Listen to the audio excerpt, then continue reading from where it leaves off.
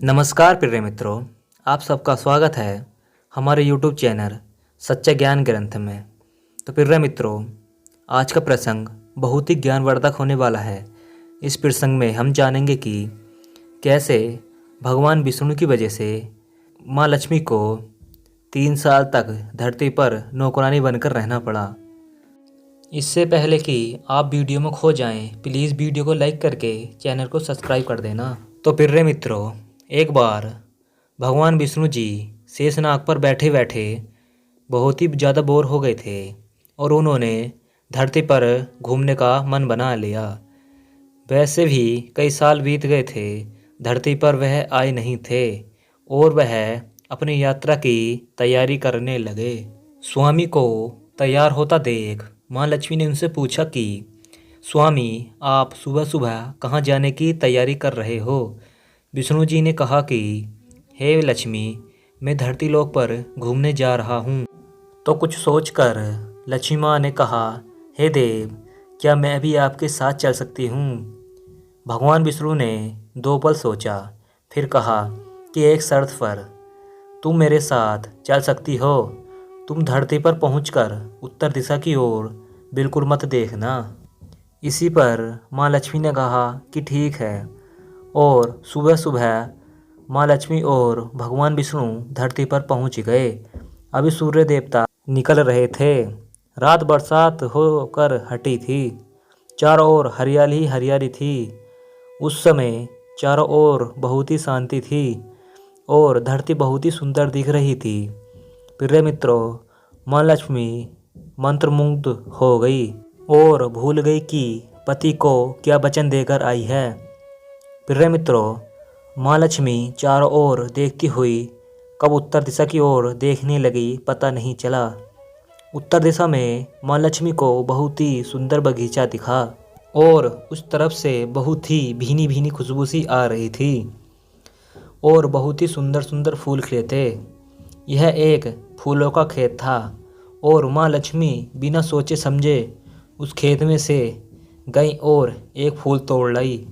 लेकिन यह क्या, जब माँ लक्ष्मी भगवान विष्णु के पास आई तो भगवान विष्णु की आंखों में आंसू आ गए थे और भगवान विष्णु ने माँ लक्ष्मी को कहा कि कभी भी किसी से बिना पूछे उसका कुछ भी नहीं लेना चाहिए और साथ ही अपना वचन भी याद दिलाया। माँ लक्ष्मी को अपनी भूल का पता चल गया था। उन्होंने भगवान विष्णु से इस भूल की माफ़ी मांगी तो भगवान विष्णु ने कहा कि जो तुमने भूल की है उसकी सज़ा तुम्हें ज़रूर मिलेगी। जिस माली के खेत से तुमने बिना पूछे फूल तोड़ा है, यह एक प्रकार की चोरी है। इसलिए तुम 3 साल तक उस माली के घर रहोगे। तुम उसके घर नौकरानी बनकर रहोगी। तब तक मैं तुम्हें बैकुंठ में वापस नहीं बुलाऊंगा। माँ लक्ष्मी ने चुपचाप सर झुकाकर उनकी आज्ञा मानी और माँ लक्ष्मी एक गरीब औरत का रूप धारण करके उस खेत के मालिक के घर आ गई। घर क्या, एक झोंपड़ा था और मालिक का नाम माधव था। माधव के 2 बेटे और 3 बेटियां थीं। सभी उस छोटे से खेत में काम करके अपना गुजारा करते थे। माँ लक्ष्मी जब साधारण और गरीब औरत बनकर उस माधव के झोपड़े पर गईं तो माधव ने पूछा कि बहन, तुम कौन हो और इस समय तुम्हें क्या चाहिए? तब माँ लक्ष्मी ने कहा कि मैं एक गरीब औरत हूँ। मेरी देखभाल करने वाला कोई नहीं है। मैंने कई दिनों तक खाना नहीं खाया है। मुझे कोई भी काम दे दो, मैं तुम्हारे घर का काम कर दिया करूँगी। बस तुम्हें अपने घर में एक कोने में आसरा दे दो। माधव बहुत ही अच्छे दिल का माली था। उसे दया आ गई, लेकिन उसने कहा, बहन, मैं तो बहुत गरीब हूँ। मेरी कमाई से मेरे घर का खर्च बहुत ही मुश्किल से निकलता है। लेकिन अगर मेरी 3 की जगह 4 बेटियाँ होती तो तब भी मेरा गुजारा करना पड़ता। अगर तुम मेरी बेटी बनकर रूखा सूखा जैसा हम खाते हैं वैसा खाओगी तो तुम रह सकती हो, तो बेटी अंदर आ जाओ। माधव ने कहा।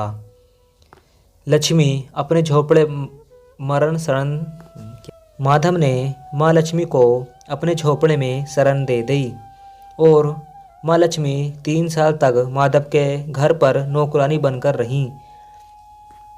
जिस दिन माँ लक्ष्मी माधव के घर आई थी, उससे दूसरे दिन माधव को इतनी आमदनी हुई कि उसने शाम को ही एक गाय खरीद ली। धीरे धीरे माधव काफ़ी ज़मीन खरीद लेता है, सब अच्छे अच्छे कपड़े भी बनवा लिए, फिर एक बड़ा घर भी बनवा लेता है। माधव अपनी बेटी और बीवी के लिए भी गहने बनवा लेता है। अब वह बहुत ही बड़ा आदमी हो चुका था। माधव हमेशा सोचता था कि मुझे यह सब महिला के आने के बाद मिला है। इस बेटी के रूप में मेरी किस्मत आ गई है। मेरी और 2-4 साल बीत गए, लेकिन माँ लक्ष्मी अभी भी घर और खेत में काम करती थी। एक दिन माधव जब अपने खेतों से घर आता है तो वह अपने घर के सामने द्वार पर एक देवी स्वरूप गहने से लदी औरत को देखता है। उसने ध्यान से देखा तो वह पहचान जाता है कि यह तो मेरी मुँह बोली चौथी बेटी है, और पहचान गया कि यह तो माँ लक्ष्मी हैं। अब तक माधव का पूरा परिवार बाहर आ गया था और सब हैरान हो गए कि माँ लक्ष्मी उनके द्वार पर खड़ी हैं।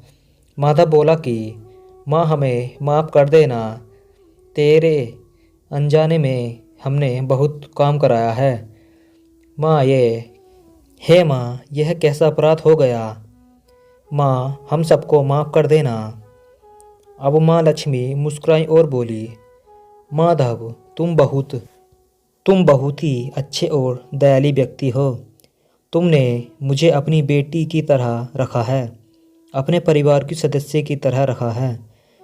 तुम्हें वरदान देती हूँ कि तुम्हारे पास कभी भी खुशियों की और धन की कमी नहीं रहे। तुम्हें सारा सुख मिलेगा जिसके तुम हकदार हो।